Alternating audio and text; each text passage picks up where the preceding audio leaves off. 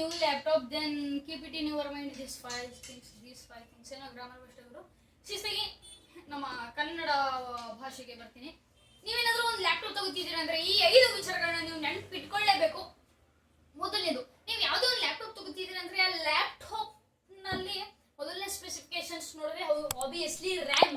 ಹೌದು ಗುರು, ನೀವು ಯಾವುದೋ ಒಂದು ಲ್ಯಾಪ್ಟಾಪ್ ತಗೋತಿದ್ದೀರಾ ಅಂದ್ರೆ ಆ ಈಗ ನಾವು ಮೊಬೈಲ್ ತಗೋಬೇಕಂದ್ರೆ ರ್ಯಾಮ್ ಹೇಗೆ ತಗೋತೀವಿ ಅದೇ ರೀತಿ ನೋಡ್ತೀವಿ. ಅದೇ ರೀತಿ ಲ್ಯಾಪ್ಟಾಪ್ ತಗೋಬೇಕಾದರೂ ಸಹ ನಾವು ಒಂದು ರ್ಯಾಮ್ ನ ನೋಡಬೇಕು. ಮೊದಲನೇದು, ಈ ರ್ಯಾಮ್ ಅಂದ್ರೆ ರ್ಯಾಂಡಮ್ ಎಕ್ಸೆಸ್ ಮೆಮೊರಿ. ಇದ್ರ ಬಗ್ಗೆ ಕಂಪ್ಲೀಟ್ ಆಗಿ ವಿಡಿಯೋ ಮಾಡಿದ್ದೀನಿ, ವಿಡಿಯೋ ಎಂಡಲ್ಲಿ ಬರುತ್ತೆ ನೋಡಿ. ರ್ಯಾಮ್ ಅಂದ್ರೆ ಏನು ಅನ್ನೋದ್ರ ಬಗ್ಗೆ ಹೇಳಿದ್ದೀನಿ. ಮೊದಲನೇದಾಗಿ ನಾವು ಯಾವುದೇ ಒಂದು ಮೊಬೈಲ್ ತಗೋಬೇಕಾದ್ರೆ ಈ ರ್ಯಾಮ್ ಎಷ್ಟು GB ಇರುತ್ತೆ ಅನ್ನೋದು ನೋಡಬೇಕು. ನಮಗೆ ಲೇಟೆಸ್ಟ್ ಆಗಿ 4GB RAM, 8GB RAM and 4GB RAM, 6GB RAM, 8GB RAM, ಆಮೇಲೆ 12GB RAM, 16GB RAM, 32GB RAM ಇಷ್ಟೆಲ್ಲ ಸಿಗ್ತಿದೆ. ಅಂಡ್ ಮೊಬೈಲ್ ನೀವೇನಾದ್ರೂ ಒಂದು ಮೊಬೈಲ್ ತೆಗೆದಿದ್ರೆ ಅಂದ್ರೆ ಅದರ ರ್ಯಾಮ್ ಕಡಿಮೆ ಅಂದ್ರು 8GB ರ್ಯಾಮ್ ಇರಲಿ, 6GB ರ್ಯಾಮ್ ಇರಲಿ ಅಥವಾ 4GB ರ್ಯಾಮ್ ಇರಲಿ, ನನ್ನ ಪ್ರಕಾರ 8GB ರ್ಯಾಮ್ ಇದ್ರೆ ಸಾಕು. 6GB ರ್ಯಾಮ್ ಇದ್ರೂ ಸಾಕು ಗುರು, ಅದಕ್ಕಿಂತ ಜಾಸ್ತಿ ಹೋಗ್ಬಿಡಿ. ಒಂದು ಮೊಬೈಲ್ ತಗೋತಿದ್ರಿ ಅಂದ್ರೆ ವೇಸ್ಟ್ ಗುರು ಅದು. ಅದೇ ನೀವೇನಾದ್ರೂ ಒಂದು ಲ್ಯಾಪ್ಟಾಪ್ ತಗೋತಿದ್ರಿ ಅಂದ್ರೆ ಕಡಿಮೆ ಅಂದ್ರು 8GB ರ್ಯಾಮ್ ಇರಲಿ ಅಥವಾ 16GB ರ್ಯಾಮ್ ಇರಲಿ. ನೀವೇನಾದ್ರೂ ಒಂದು ಲ್ಯಾಪ್ಟಾಪ್ ತಗೋತಿದ್ದೀರಾ ಅಂದ್ರೆ ಆ ಲ್ಯಾಪ್ಟಾಪ್ ಅಲ್ಲಿ ನೀವು ಒಂದು ರೀತಿಯ ಬೇಸಿಕ್ ಕೆಲಸವನ್ನ ಮಾಡ್ತಿದ್ದೀರಾ ಅಂದ್ರೆ ಆ ಲ್ಯಾಪ್ಟಾಪ್ ನಲ್ಲಿ ನೀವು ಬೇಸಿಕ್ ಕೆಲಸ ಯಾವ್ದಾದ್ರು ಒಂದು ಮಾಡ್ತಿದ್ದೀರಾ ಅಂದ್ರೆ ಅದ್ರಲ್ಲಿ ರ್ಯಾಮ್ 8GB ರ್ಯಾಮ್ ಇರಲಿ. ಅದೇ ನೀವೇನಾದ್ರೂ ಸ್ವಲ್ಪ ಹೈ ಎಂಡ್ ಗೇಮಿಂಗ್ ಏನಾದ್ರು ಮಾಡ್ತೀನಿ ಅಥವಾ ನಾನು ಹೈ ಎಂಡ್ ವಿಡಿಯೋ ಎಡಿಟಿಂಗ್ ಮಾಡ್ತೀನಿ ಅಂತ ಆದ್ರೆ ನಿಮಗೆ 16GB ರ್ಯಾಮ್ ಅಥವಾ 32GB ರ್ಯಾಮ್ ಸಹ ನೀವು ಆಯ್ಕೆ ಮಾಡ್ಕೋಬಹುದು. ಈ ರ್ಯಾಮ್ ನ ಈ ರೀತಿ ಆಯ್ಕೆ ಮಾಡ್ಕೊಳ್ಳೋದಲ್ಲದೆ ಅದರಲ್ಲಿ ನಮಗೆ DDR4, DDR4X, DDR5, DDR5X ಸಹ ಬರುತ್ತೆ. ನೀವೇನಾದ್ರೂ ಲ್ಯಾಪ್ಟಾಪ್ ತಗೋತಿದ್ದೀರಾ ಅಂದ್ರೆ ಕಡಿಮೆ ಅಂದ್ರು DDR5, DDR5X ಗೆ ಹೋಗಿ DDR4, DDR4X ಗಂತೂ ಹೋಗ್ಲೇಬೇಡಿ ಗುರು. ಅಂಡ್ ಇದರಲ್ಲಿ ಮೆಗಾ ಹರ್ಟ್ಸ್ ಸಹ ನೋಡೋದು ಮುಖ್ಯ. ರ್ಯಾಮ್ ಎಷ್ಟು ಮೆಗಾ ಹರ್ಟ್ಸ್ ಗೆ ಪರ್ಫಾರ್ಮೆನ್ಸ್ ಮಾಡುತ್ತೆ ಅಂತ 32 megahertz, 42 megahertz, 52 megahertz ಈ ರೀತಿ ಇರುತ್ತೆ. ಈ ಮೆಗಾ ಹರ್ಟ್ಸ್ ಅನ್ನೋದು ಎಷ್ಟು ಜಾಸ್ತಿ ಇರುತ್ತೆ, ಎಷ್ಟು ಹೆಚ್ಚಾಗಿರುತ್ತೆ ಅಷ್ಟು ಒಳ್ಳೇದು. ಇನ್ ನಂಬರ್ 2, ನೀವೇನಾದ್ರೂ ಒಂದು ಲ್ಯಾಪ್ಟಾಪ್ ತಗೋತಿದ್ದೀರಾ ಅಂದ್ರೆ ಅದರಲ್ಲೂ ಒಂದು ಒಳ್ಳೆ ವಿಡಿಯೋ ಎಡಿಟಿಂಗ್ಗೆ, ಗೇಮಿಂಗ್ಗೆ ಅಂಡ್ ನೀವು ಒಂದು ಲ್ಯಾಪ್ಟಾಪ್ ತಗೋತಿದ್ರೆ ಅಂದ್ರೆ ಲ್ಯಾಪ್ಟಾಪ್ ಅಲ್ಲಿ ಸ್ವಲ್ಪ ವಿಡಿಯೋ ಕ್ವಾಲಿಟಿ ಚೆನ್ನಾಗಿರ್ಬೇಕು. ಅಥವಾ ನೀವು ವಿಡಿಯೋ ಎಡಿಟ್ ಮಾಡ್ತೀರಾ ಅಂದ್ರೆ ಸ್ವಲ್ಪ ಕ್ಲಾರಿಟಿ ಚೆನ್ನಾಗಿರ್ಬೇಕು ಅಂದ್ರೆ sRGB ಅಂತ ಇರುತ್ತೆ. ಆ ಲ್ಯಾಪ್ಟಾಪ್ ನ sRGB ಎಷ್ಟಿದೆ ಅಂತ ನೀವು ನೋಡ್ಕೊಳ್ಳಿ. ಮೊದಲನೇದಾಗಿ 70% sRGB, 80% sRGB ಇರುತ್ತೆ. ಆಲ್ಮೋಸ್ಟ್ 100% sRGB ಇರೋ ಲ್ಯಾಪ್ಟಾಪ್ಸ್ ಸಹ ನಿಮ್ಗೆ ಸಿಗುತ್ತೆ. ಆಲ್ಮೋಸ್ಟ್ 100% sRGB ಇರೋ ಲ್ಯಾಪ್ಟಾಪ್ ತಗೊಳ್ಳಿ. ಯಾಕಪ್ಪ ಅಂದ್ರೆ ನೀವು ಯಾವುದೇ ಒಂದು ವಿಡಿಯೋ ಎಡಿಟ್ ಮಾಡ್ತಿದ್ದೀರಾ ಅಂದ್ರೆ ಸ್ವಲ್ಪ ಕಲರ್ಫುಲ್ ಆಗಿ ಒಳ್ಳೆ ಕ್ಲಾರಿಟಿ ಸಿಗುತ್ತೆ. ಒಂದು ಟೊಮೆಟೋನ ಯಾಕೆ ಎಕ್ಸಾಂಪಲ್ ತಗೋತೀನಿ ಅಪ್ಪ ಅಂದ್ರೆ ಅದ್ರ ಎಡಿಷನ್ ಒಂದು ಟೊಮ್ಯಾಟೊ ಒಂದು ವಿಡಿಯೋ ಎಡಿಟ್ ಮಾಡ್ತಾ ಇರ್ತೀರಾ ಅಥವಾ ಒಂದು ಫಿಲಮ್ ನೋಡ್ತಾ ಇರ್ತೀರಾ, ಇದರ ಮಧ್ಯೆ ಒಂದು ಟೊಮ್ಯಾಟೊ ಬಂದ್ರೆ ಸ್ವಲ್ಪ ಫುಲ್ ಕೆಂಪ್ಗೆ ಒಳ್ಳೆ ಕ್ಲಾರಿಟಿ ಜೊತೆ ಅದೇ ರೀತಿ ನಿಮ್ಗೆ ತೋರಿಸೋದು ಗುರು. ಅದಕ್ಕೋಸ್ಕರ sRGB ಸಹ ಮುಖ್ಯ ಗುರು. ಮೂರನೇ ಪಾಯಿಂಟ್ ಏನಪ್ಪಾ ಅಂದ್ರೆ ನೀವು ಒಂದು ಯಾವುದೇ ರೀತಿಯ ಲ್ಯಾಪ್ಟಾಪ್ ಅಥವಾ ಕಂಪ್ಯೂಟರ್ PC ಆಬ್ವಿಯಸ್ಲಿ ಇದನ್ನ ನೀವು ಚೂಸ್ ಮಾಡ್ಕೊಳ್ಳೋವಾಗ ಅದರಲ್ಲಿ ಡಿಸ್ಪ್ಲೇನು ಸಹ ನೀವು ಚೂಸ್ ಮಾಡ್ಕೋಬೇಕು. OLED ಡಿಸ್ಪ್ಲೇ ಸಿಗುತ್ತೆ ಅದರಲ್ಲಿ ನಿಮಗೆ. ನಾನು ನಿಮ್ಗೆ ಸಜೆಸ್ಟ್ ಮಾಡೋದಾದ್ರೆ ಈಗ ನಿಮಗೆ 30 ಇಂದ 35,000 ಲ್ಯಾಪ್ಟಾಪ್ಸ್ ಗಳಲ್ಲಿಯೂ ಸಹ ನಮಗೆ 30 ಇಂದ 35,000 ಲ್ಯಾಪ್ಟಾಪ್ ಗುರು ನಮ್ಗೀಗ OLED ಡಿಸ್ಪ್ಲೇ ಸಿಗ್ತದೆ. ಏಸಸ್ ನನಗೆ ಲ್ಯಾಪ್ಟಾಪ್ ಅಲ್ಲಿ ಅಂದ್ರೆ ಲ್ಯಾಪ್ಟಾಪ್ ಬ್ರ್ಯಾಂಡ್ಗಳಲ್ಲಿ ಹೆಚ್ಚಾಗಿ OLED ಡಿಸ್ಪ್ಲೇ ಯಾವ ಬ್ರ್ಯಾಂಡ್ ಅಲ್ಲಿ ಸಿಕ್ಕಿದೆ ಅಂದ್ರೆ ಅದುವೇ ಏಸುಸ್ ಅಂದ್ರೆ ಏಸುಸ್ ವಿವೋ ಅಸೂಸ್ ASUS ಏನೋ ಒಂದು ಆ ಬ್ರ್ಯಾಂಡ್ ಅಲ್ಲಿ ನನಗೆ ತುಂಬಾ ಹೆಚ್ಚಾಗಿ ಸಿಗುತ್ತೆ. ಅಂಡ್ ನಮಗೆ ಇದರಲ್ಲಿ OLED ಡಿಸ್ಪ್ಲೇನೂ ಸಹ ಸಿಗುತ್ತೆ, AMOLED ಡಿಸ್ಪ್ಲೇನೂ ಸಹ ಸಿಗುತ್ತೆ, LCD ಡಿಸ್ಪ್ಲೇ ಸಹ ಸಿಗುತ್ತೆ. LCD ಡಿಸ್ಪ್ಲೇನ ನಾನು ನಿಮ್ಗೆ ಸಜೆಸ್ಟ್ ಮಾಡಲ್ಲ. ಅಲ್ಲಿ ಒಂದು ಲ್ಯಾಪ್ಟಾಪ್ ತಗೋತಿದ್ದೀರಾ ಅಂದ್ರೆ ಆಲ್ಮೋಸ್ಟ್ AMOLED ಅಥವಾ OLED ಡಿಸ್ಪ್ಲೇನ ತಗೊಳ್ಳಿ. ಈಗ ನಮಗೆ ಲೇಟೆಸ್ಟ್ ಸ್ಯಾಮ್ಸಂಗ್ ಗ್ಯಾಲಕ್ಸಿ ಬುಕ್ 2 ಅಲ್ಲೆಲ್ಲ ನಮಗೆ AMOLED ಡಿಸ್ಪ್ಲೇ ಅಥವಾ ASUS ವಿವೋ ಬುಕ್ OLED ಅನ್ನೋದ್ರಲ್ಲೆಲ್ಲ ನಮಗೆ OLED ಡಿಸ್ಪ್ಲೇ ಸಿಗುತ್ತೆ. ಗುರು ನಂಬರ್ 4 ವಿಚಾರಕ್ಕೆ ಬಂದ್ರೆ ಪ್ರೊಸೆಸರ್. ಅದು ನೀವು ಒಂದು ಲ್ಯಾಪ್ಟಾಪ್ ತಗೋತಿದ್ದೀರಾ ಅಂದ್ರೆ ಅದರಲ್ಲಿ ಪ್ರೊಸೆಸರ್ ಸಹ ಅಷ್ಟೇ ಮುಖ್ಯ. ಈಗ ನಾವು ಒಂದು ಮೊಬೈಲ್ ತಗೋತಿದೀವಿ ಅಂದ್ರೆ ಅದರಲ್ಲಿ ನಮಗೆ ಬಗೆಯ ಪ್ರೊಸೆಸರ್ಗಳು ಸಿಗುತ್ತೆ. ಈಗ ಫಾರ್ ಎಕ್ಸಾಂಪಲ್ ನೋಡಿ, ಎಕ್ಸಿನೋಸ್ ಪ್ರೊಸೆಸರ್ ಸಿಗುತ್ತೆ, ಆಪಲ್ ಬಯೋನಿಕ್ ಚಿಪ್ಸ್ ಸಿಗುತ್ತೆ. ಈ ಎರಡು ಪ್ರೊಸೆಸರ್ಗಳು ಅದು Samsung brand and apple brand ಅದರಲ್ಲೇ ಯೂಸ್ ಮಾಡ್ಕೋತಾರೆ. ಆದ್ರೆ ಕಾಮನ್ ಆಗಿ ಆಂಡ್ರಾಯ್ಡ್ ಮೊಬೈಲ್ಸ್ ಗಳಲ್ಲಿ ಯೂಸ್ ಮಾಡೋದು ಯಾವ್ದಪ್ಪ ಅಂದ್ರೆ ಯೂನಿಸಾಕ್ ಪ್ರೊಸೆಸರು, ಅದಾದ್ಮೇಲೆ MediaTek Dimensity processor, snap dragon processor, ಆಮೇಲೆ ಹೀಲಿಯೋ ಪ್ರೊಸೆಸರು, ಆಮೇಲೆ ಈ ರೀತಿ ಹಲವಾರು ಪ್ರೊಸೆಸರ್ ಸಿಗುತ್ತೆ. ಆದ್ರೆ ನಮ್ಗೆ ಈ ಲ್ಯಾಪ್ಟಾಪ್ ಅಲ್ಲಿ ಇಷ್ಟೊಂದು ಕನ್ಫ್ಯೂಷನ್ ಇರಲ್ಲ. ಸಿಗೋದು ಎರಡೇ ಪ್ರೊಸೆಸರ್, ಒಂದು ಇಂಟೆಲ್ ಪ್ರೊಸೆಸರ್, ಇನ್ನೊಂದು AMD ಪ್ರೊಸೆಸರ್. ಮೊದಲನೇ ನಂಗೆ ಯಾವ ಪ್ರೊಸೆಸರ್ ತಗೊಳ್ಳೋದಪ್ಪ ಅಂತ ನೀವೇನಾದ್ರು ನಂಗೆ ಕೇಳ್ತೀರಿ, ನಾನು ನಿಮ್ಗೆ ಹೇಳೋದು AMD ಪ್ರೊಸೆಸರ್ ಅಂತ ತಗೊಳ್ಳಿ. AMD ಅಂದ್ರೆ ಪವರ್ ಎಫಿಷಿಯನ್ಸಿ. ಹೌದು, ನಮ್ಮ ಕನ್ನಡದಲ್ಲಿ ನೀವು ಯಾರಾದ್ರೂ ಯೋಚನೆ ಮಾಡ್ತೀರಾ, ಇಲ್ಲ ಗುರು ಇಂಟೆಲ್ಲೇ ಚೆನ್ನಾಗಿದೆ ಅಂತ ನೀವು ನನ್ನ ಜೊತೆ ವಾದ ಮಾಡ್ತಿದ್ರೆ, ನಾನು ನಿಮ್ಮ ಜೊತೆ ವಾದ ಮಾಡ್ತೀನಿ. ಗುರು, ಮೊದಲನೇದಾಗಿ ನೀವು ಯಾವುದೇ ಒಂದು ಫಾರ್ ಎಕ್ಸಾಂಪಲ್ ಪ್ರೊಸೆಸರ್ನ ಚೂಸ್ ಮಾಡ್ಕೋಬೇಕಾದ್ರೆ ನಮಗೆ Intel ಅಲ್ಲಾದ್ರೆ i3, i5, i7, i9 ಸಿಗುತ್ತೆ. ಅಂದ್ರೆ ಇಂಟೆಲ್ ನ ಫಸ್ಟ್ ಲೆಟರ್ ಬಂದು ಐ, ಅದೇ ರೀತಿ i3, i5, i7, i9. ಅದೇ ರೈಸನ್ ಪ್ರೊಸೆಸರ್ ಬಂದ್ರೆ ನಮಗೆ ಇದರಲ್ಲಿ ಒಂದು ಲೆಟರ್ ಯೂಸ್ ಮಾಡಲ್ಲ.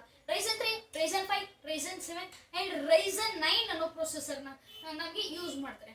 ಮೊದಲನೇದಾಗಿ ಈ i3 ಮತ್ತೆ ರೈಸನ್ 3 ಆಲ್ಮೋಸ್ಟ್ ಸೇಮ್ ಇರುತ್ತೆ ಅಲ್ವಾ.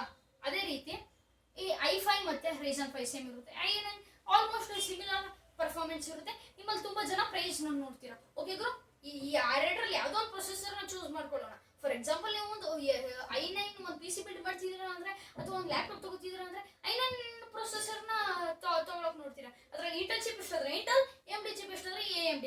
ಇದು ತಪ್ಪು ಗುರು. ಮೊದಲನೇದಾಗಿ ನ್ಯಾನೋಮೀಟರ್ ಅನ್ನೋದು ಬರುತ್ತೆ. ಅಂದ್ರೆ NM, 3nm, 4nm, ಆಮೇಲೆ 6nm, ಈ ರೀತಿ ನ್ಯಾನೋಮೀಟರ್ ಮೇಲ್ಗಡೆ ಬಿಲ್ಡ್ ಆಗಿರುವಂತಹ ಪ್ರೊಸೆಸರ್ ಅಂತ ಹೇಳ್ತಾರಲ್ವ ನಮ್ಮ ಸಂದೀಪ್ ಬ್ರೋ, ಯಾವುದೇ ಒಂದು ಮೊಬೈಲ್ನ ರಿವ್ಯೂ ಮಾಡಬೇಕಾದ್ರೆ. ಅದೇ ರೀತಿ ಈ ಲ್ಯಾಪ್ಟಾಪ್ ಪ್ರೊಸೆಸರ್ಗಳಲ್ಲೂ ಸಹ ನಿಮಗೆ ನ್ಯಾನೋಮೀಟರ್ ಸಿಗುತ್ತೆ. ಈ ನ್ಯಾನೋಮೀಟರ್ ಅನ್ನೋದು NM, 3nm, 4nm ಎಷ್ಟು ಕಡಿಮೆ ಇರುತ್ತೆ ಅಷ್ಟು ಆ ಮೊಬೈಲ್ನ ಪ್ರೊಸೆಸರ್ನ ಪವರ್ ಜಾಸ್ತಿ ಇರುತ್ತೆ. ಈಗ ನೋಡಿ, ಐಫೋನ್ಗೆ ಬಂದರೆ ಐಫೋನ್ನ latest Apple A15 bionic chip ಅಲ್ಲಿ ನಮಗೆ 3 ನ್ಯಾನೋಮೀಟರ್ ಚಿಪ್ ಸೆಟ್ ಸಿಗುತ್ತೆ. ಅದೇ ಒಂದು ವೇಳೆ ನಾವು ಆಂಡ್ರಾಯ್ಡ್ ಬಂದರೆ MediaTek Dimensity 9300 ಅಥವಾ ಸ್ನ್ಯಾಪ್ಡ್ರ್ಯಾಗನ್ ಯಾವ್ದು ಗುರು, ಸ್ನ್ಯಾಪ್ಡ್ರ್ಯಾಗನ್ ಲೇಟೆಸ್ಟ್ 8 Gen 3 ಈ ಪ್ರೊಸೆಸರ್ ಅಲ್ಲೂ ಸಹ ನಮಗೆ 4 ನ್ಯಾನೋಮೀಟರ್ ಚಿಪ್ ಸೆಟ್ ಸಿಗುತ್ತೆ. ಈ ನ್ಯಾನೋಮೀಟರ್ ಎಷ್ಟು ಕಡಿಮೆ ಇರುತ್ತೆ ಅಷ್ಟು ಲೇಟೆಸ್ಟ್ ಅಂತ ಬಂದರೆ 3 ಅಥವಾ 4 ನ್ಯಾನೋಮೀಟರ್ ನಮಗೆ ಮೊಬೈಲ್ಸ್ ಪ್ರೊಸೆಸರ್ಗಳಲ್ಲಿ ಸಿಗುತ್ತೆ. ಬಟ್ ಅದೇ ರೀತಿ ನೀವು ಒಂದು ಲ್ಯಾಪ್ಟಾಪ್ ತಗೋತಿದ್ದೀರಾ ಅಂದ್ರೆ ಇದೆರಡರ ಮಧ್ಯೆ ಡಿಫ್ರೆನ್ಸ್ ನ್ಯಾನೋಮೀಟರ್ ಅನ್ನೋದು ಕಡಿಮೆ ಇರಬೇಕು. ನೀವು ಈ ನ್ಯಾನೋಮೀಟರ್ನ ಈ ಲ್ಯಾಪ್ಟಾಪ್ ತಗೋಬೇಕಾದ್ರೆ ನೋಡ್ಕೊಳಕ್ ಹೋಗ್ಬೇಡಿ. ಈಗ ನೋಡಿ, ಈ Intel i3 and i5 processor ಏನಿದೆ ಅಲ್ವಾ, ಅದೇ ರೀತಿ ಈ ಕಡೆ ರೈಸನ್ 3, ರೈಸನ್ 5 ಪ್ರೊಸೆಸರ್ ಇದೆ. ಈ ರೈಸನ್ ಪ್ರೊಸೆಸರ್ ಅಲ್ಲಿ ನಮಗೆ ನ್ಯಾನೋಮೀಟರ್ ತುಂಬಾ ಕಡಿಮೆ ಇರುತ್ತೆ. ಅದರಿಂದ ಇದರ ಪವರ್ ಸ್ವಲ್ಪ ಜಾಸ್ತಿ ಇರುತ್ತೆ. ಅದರ ಪ್ರಾಬ್ಲಮ್ ಬಂದು ಹೀಟಿಂಗ್ ಇಶ್ಯೂ. ಅದೇ ನಾವು ಇಂಟೆಲ್ ಜೊತೆ ಬಂದ್ರೆ ಯಾವುದೇ ರೀತಿ ಹೀಟಿಂಗ್ ಇಶ್ಯೂ ಇರಲ್ಲ. ಬಟ್ ಸ್ಟಿಲ್ ಇದರಲ್ಲಿ ನಮಗೆ ನ್ಯಾನೋಮೀಟರ್ ಅನ್ನೋದು ಜಾಸ್ತಿ ಆಗಿರುತ್ತೆ. ಅದಕ್ಕೆ ಸ್ವಲ್ಪ ಈ AMD ಪ್ರೊಸೆಸರ್ಗಿಂತ ಸ್ವಲ್ಪ ಇದರ ಪವರ್ ಕಡಿಮೆ ಇರುತ್ತೆ. ಅಂಡ್ ಸ್ವಲ್ಪ ಇದರ ಪವರ್ ಕಡಿಮೆ ಇರುತ್ತೆ. ಅಂಡ್ ಇದರಲ್ಲಿ ನಮಗೆ ಸ್ವಲ್ಪ ನ್ಯಾನೋಮೀಟರ್ ಏನು ಇರುತ್ತಲ್ಲ, ಇದು ನಮಗೆ ಜಾಸ್ತಿ ಸಿಗುತ್ತೆ. ಅದರಿಂದ ಈ AMDಗಿಂತಲೂ ಈ ಇಂಟೆಲ್ ಪ್ರೊಸೆಸರ್ನ ಪವರ್ ಕಡಿಮೆ ಇರುತ್ತೆ. ಈ ಇಂಟೆಲ್ i5 ಪ್ರೊಸೆಸರ್ ಏನು ಕೆಲಸ ಮಾಡುತ್ತಲ್ವ, ಅದು AMD ರೈಸನ್ 3 ಪ್ರೊಸೆಸರ್ ಕೆಲಸ ಮಾಡಿ ಮುಗಿಸುತ್ತೆ. ಆಲ್ಮೋಸ್ಟ್ ಅದಕ್ಕೂ ಸಿಮಿಲರ್ ಆಗಿರುತ್ತೆ. ನೀವು ಒಂದು ಯಾವುದೇ ಒಂದು ಲ್ಯಾಪ್ಟಾಪ್ ತಗೋತಿದ್ದೀರಾ ಅಥವಾ ಒಂದು PC ಬಿಲ್ಡ್ ಮಾಡ್ತಿದ್ದೀರಾ ಅಂದ್ರೆ ನಿಮಗೆ ಸ್ವಲ್ಪ ಪವರ್ ಎಫಿಷಿಯನ್ಸಿ ಆಗಿರ್ಬೇಕಂದ್ರೆ AMDಗೆ ಹೋಗ್ಬೋದು. ಅಥವಾ ನನಗೆ ಸ್ವಲ್ಪ ಪವರ್ ಲೋ ಆಗಿದ್ರು ಪರವಾಗಿಲ್ಲ, ಓಕೆ ಪವರ್ ಹೈ ಎಂಡ್ ಅಲ್ಲಿ ಇರಲಿ, ಸ್ವಲ್ಪ ಪವರ್ ನಮಗೆ ಲೋ ಅಲ್ಲಿ ಇದ್ರೂ ಪರವಾಗಿಲ್ಲ, ಆದ್ರೆ ಹೀಟಿಂಗ್ ಇಶ್ಯೂ ಆಗ್ಬಾರ್ದು ಅಂದ್ರೆ ನೀವು ಇಂಟೆಲ್ಗೆ ಹೋಗ್ಬೋದು. ಗುರಿ ಲಾಸ್ಟ್, ಹೌದು ಕೊನೆಗೆ ಬಂದಿದ್ದೀವಿ, ಇನ್ನೇನು ಗೆದ್ದೆ ಬಿಡ್ತೀವಿ. ಫಿಫ್ತ್ ವಿಚಾರಕ್ಕೆ ಬಂದ್ರೆ, ನೀವು ಯಾವುದೇ ಒಂದು ಲ್ಯಾಪ್ಟಾಪ್ ನೀವು ಯಾವುದೋ ಒಂದು ಲ್ಯಾಪ್ಟಾಪ್ ತಗೋತಿದ್ದೀರಾ ಅಂದ್ರೆ ಲ್ಯಾಪ್ಟಾಪ್ನ ಪ್ರೈಸು ಸಹ ಅಷ್ಟೇ ಮುಖ್ಯ. ಅಂಡ್ ನೀವು ಯಾವುದೇ ಒಂದು ಲ್ಯಾಪ್ಟಾಪ್ ತಗೋತಿದ್ದೀರಾ ಅಂದ್ರೆ ಆ ಲ್ಯಾಪ್ಟಾಪ್ನ ಅಡ್ವಾಂಟೇಜಸ್ಸು, ಡಿಸ್ಅಡ್ವಾಂಟೇಜಸ್ಸು ಅಂಡ್ ಆ ಲ್ಯಾಪ್ಟಾಪ್ನ ಕಂಪ್ಲೀಟ್ ರಿವ್ಯೂ, ಆ ಲ್ಯಾಪ್ಟಾಪ್ ರಿವ್ಯೂನ ಒಂದು ವಿಡಿಯೋ ಅಲ್ಲದೆ 10 ವಿಡಿಯೋಗಳನ್ನ ನೋಡ್ಕೊಳ್ಳಿ. ಅಂದ್ರೆ ಆ ಲ್ಯಾಪ್ಟಾಪ್ ಬಗ್ಗೆ ಸ್ವಲ್ಪ ಸಂಪೂರ್ಣವಾಗಿ ಅಳಿಯಿರಿ. ಅಥವಾ ನಿಮ್ದು ಏನಾದರೂ ಬಜೆಟ್ ಅಂದ್ರೆ ಎಕ್ಸಾಂಪಲ್ ಒಂದು 50,000 ಇತ್ತು ಅಂದ್ರೆ 50,000ದಲ್ಲಿ ಯಾವ ಲ್ಯಾಪ್ಟಾಪ್ ತಗೊಳ್ಳೋದು ಅಂತ ನಿಮ್ಗೆ ಕನ್ಫ್ಯೂಸ್ ಆಗಿದ್ರೆ ಅಮೆಝಾನ್, ಫ್ಲಿಪ್ಕಾರ್ಟ್, ಗೂಗಲ್ ಈ ರೀತಿ ವೆಬ್ಸೈಟ್ಗಳಲ್ಲಿ ನೀವು ಫಸ್ಟ್ ಲ್ಯಾಪ್ಟಾಪ್ ಅಂಡರ್ 15K ಅಂತ ಈ ರೀತಿ ನೀವು ಸರ್ಚ್ ಮಾಡಿದ್ರೆ ನಿಮ್ಗೆ ತುಂಬಾ ಆಪ್ಷನ್ ಸಿಗುತ್ತೆ. ನೀವು ಎಕ್ಸಾಂಪಲ್ ಬ್ರ್ಯಾಂಡ್ ನೋಡಿ ಯಾವುದೋ ಒಂದು ಲ್ಯಾಪ್ಟಾಪ್ ತಗೋತಿದ್ರೆ ಇದು ತಪ್ಪು ಮಾಡ್ತಿದ್ದೀರಾ ನೀವು. ಅದರಲ್ಲಿ ನಿಮಗೆ ಈಗ ನೋಡಿ, ಮೋಟೋರೋಲಾ ಮತ್ತೆ ಲೆನೋವೋ ಒಂದೇ ಕಂಪ್ನಿ. ಈ ಲೆನೋವೋ ಅನ್ನೋದು ಟ್ಯಾಬ್ ಮತ್ತೆ ಲ್ಯಾಪ್ಟಾಪ್ಗಳನ್ನ